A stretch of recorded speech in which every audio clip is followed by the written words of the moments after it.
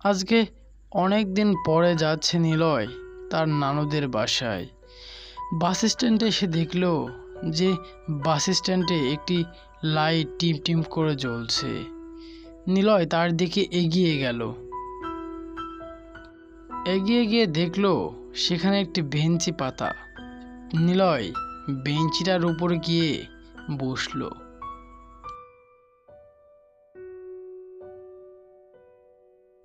না, রাত তো গভীর হয়ে গেল, এদিকে বাস আসার তো কোনো খোঁজই নেই। বাসটা যে কখন আসবে, দূর, বসে থেকে আর ভালো লাগছে না, একটু উঠে দাঁড়াই। নিলয় বেঞ্চ থেকে উঠলো আর উঠেই একটু বাস স্ট্যান্ডের আশেপাশে পায়চারি করতে লাগলো।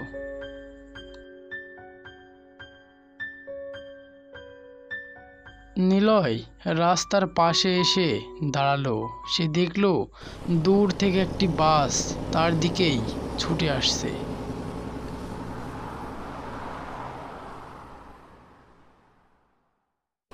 বাসটি দ্রুত গতিতে এসে নিলয়ের সামনে থামলো। এই যে, বাসের ভিতরে কেউ আছেন? এই বাসটা কি করিমগঞ্জ যাবে? বাসের ভিতর থেকে একটি ক্ষীণ গলায় একজন লোক বলল, করিমগঞ্জ যাবে বাসটা, উঠে আসুন। নিলয় তড়িঘড়ি করে বাসের উপরে উঠে বসলো। তারপর বাসটা দ্রুত গতিতে আবারও চলতে শুরু করলো।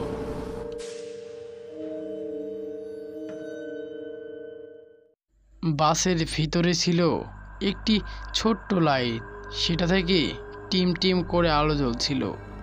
বাসের ভিতরে অন্ধকারের মধ্যে নিলয় অনুভব করলো যে তার সামনে কেউ না কেউ বসে আছে। আর ঠিক তখনই নিলয়ের সামনে বসে থাকা ছায়ামূর্তি বলে উঠল, কে রে ছোকরা, তুই কি করে মরলি? পাছের তলে পড়ে, রেল লাইনে মাথা কেটে? হ্যাঁ?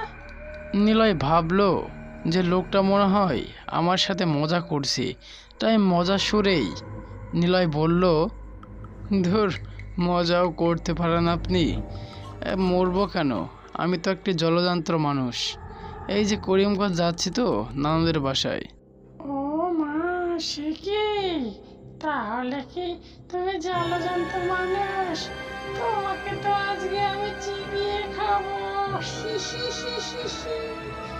অনেকদিন পরে এই বাসে একটি ওরে বাবা রে, এটা তো দেখছি একটি ডাইনি। আমি ভুল করে ডাইনির বাসায় উঠে পড়েছি। কেউ বাঁচাও, কেউ বাঁচাও আমাকে, কেউ বাঁচাও। ঠিক করে ঘুমাতেও দিবে না আমাদের? তার মানে কি এতক্ষণ ধরে যে ঘটনা আমার হাতে ঘটলো তা সবই স্বপ্ন ছিল?